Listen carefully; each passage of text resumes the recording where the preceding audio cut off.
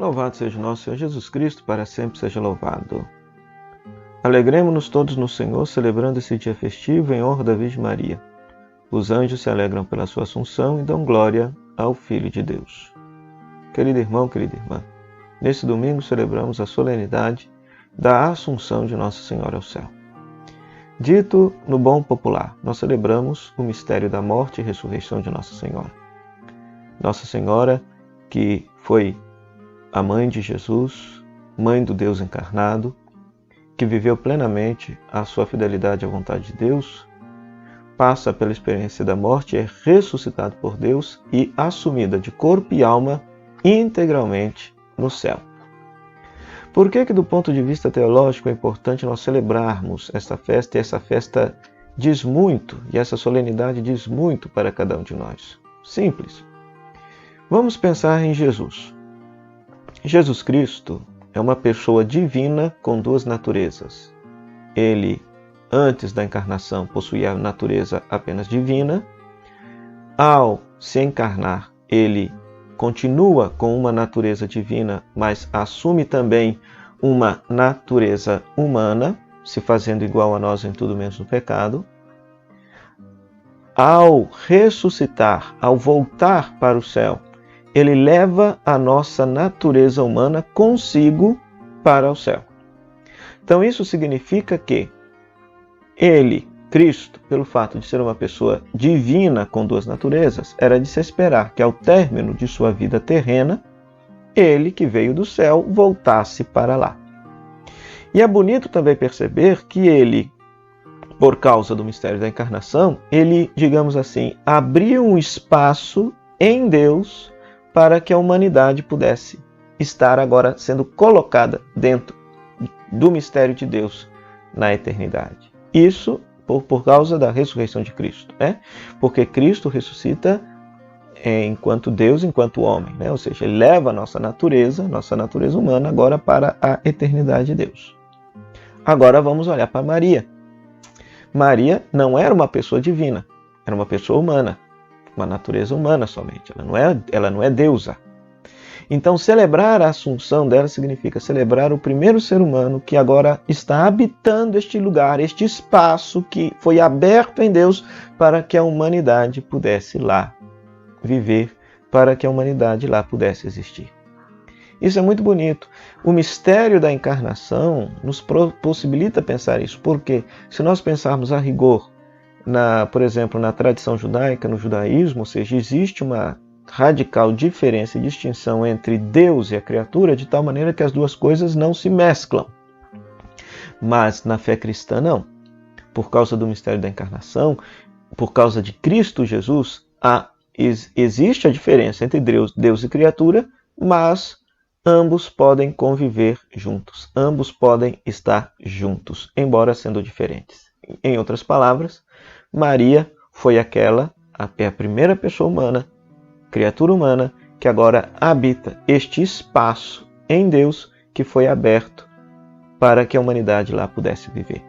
Então, contemplar a Assunção de Maria ao céu, gloriosa ao céu, corpo e alma, é motivo para nós de esperança. Por quê? Porque Cristo abriu esse lugar para nós em Deus, Maria já está lá e toda a igreja, na sua fidelidade a Deus, seguindo os passos de Jesus, espera que ao fim de sua vida possa habitar lá em Deus, né? O fim último da nossa vida, o fim último da nossa história, não é o cemitério, não é a morte, não é o desaparecimento, não é o caos, não é o inferno, mas o fim último da nossa vida é justamente morar em Deus, habitar em Deus, e nós já contemplamos esse mistério já realizado, consumado, na figura de Maria, Mãe de Deus e Nossa Mãe. Esse é o sentido teológico do mistério da Assunção de Nossa Senhora. E o que a palavra de Deus nesse domingo, portanto, vai nos dizer? Rapidinho, a primeira leitura, tirada de Apocalipse 11 e 12, narra justamente aquele texto da mulher vestida de sol tendo a lua debaixo dos pés, aquela visão que João vidente tem lá no livro do Apocalipse, que originalmente pode simbolizar a igreja perseguida, que já era Jesus na história, mas que está protegida por Deus e já antecipadamente experimenta esta glória de Deus. Mas esse texto também, conforme os santos padres da igreja sempre leram, eles gostavam de enxergar nessa mulher vestida de sol justamente a figura de Maria. Sobretudo porque no versículo 19 se diz: abriu-se o templo de Deus que está no céu e apareceu no templo a arca. Então apareceu no céu um grande sinal, uma mulher vestida de sol. Eles sempre liam a arca e a mulher como a figura, como a mesma figura. Não são dois sinais distintos. A arca é a mulher vestida de sol. E isso tem razão de ser, porque o Evangelho de Lucas nos mostra justamente Maria como sendo esta arca da nova aliança, pois ela carrega em seu ventre a aliança definitiva de Deus com a humanidade, que é a pessoa de seu Filho Jesus. Nesse aspecto, o Salmo 44, que se trata de um cântico nupcial, da entrada da princesa no palácio real para se casar com o rei, esse texto é lido a partir desse mistério, rezado a partir desse mistério, como Maria, a rainha, a princesa, que agora entra no palácio do rei, entra na glória de Deus para poder viver eternamente lá. Já a segunda leitura, primeira carta aos Coríntios, capítulo 15, fala que Cristo ressuscitou como primícias, depois dos que pertencem a Cristo. Primícia é uma palavra do mundo agrícola, significa o primeiro fruto. Então, se Cristo é o primeiro fruto a ser ressuscitado por Deus, se Ele é o primeiro, significa que tem mais. Portanto, e como Maria cumpriu plenamente a vontade do Pai, então por isso ela está ressuscitada. Nós cremos que o Pai a ressuscitou, que ela vive eternamente na glória de Deus. Então Cristo por primeiro, Maria por segunda, e no fim dos tempos todos aqueles que forem fiéis à vontade do Pai também passarão por esta glória de viver integralmente na presença de Deus. Aqui é muito interessante, umas pessoas me perguntavam, e os santos, que nós rezamos, que estão na devoção, os nossos parentes, amigos, pessoas da nossa comunidade que sabemos que vivemos em santidade, o que aconteceu com eles? Bom, eles estão vivos em Deus? Estão, mas estão, segundo a fé tradicional da igreja, apenas em alma. O que aconteceu com eles ainda não foi ressurreição. A ressurreição, que é a palavra que a Sagrada Escritura utiliza para a ressurreição do corpo, da parte, vamos dizer assim, corporal, material da pessoa, isso ainda não aconteceu. Isso está previsto para o fim dos tempos.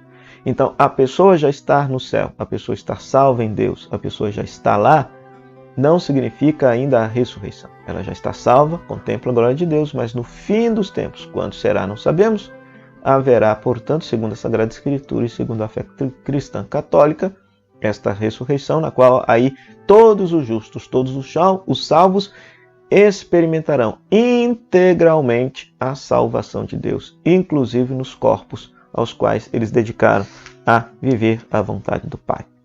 Já o Evangelho, Lucas capítulo 1, versículo 39 e 56, aqui há dois detalhes.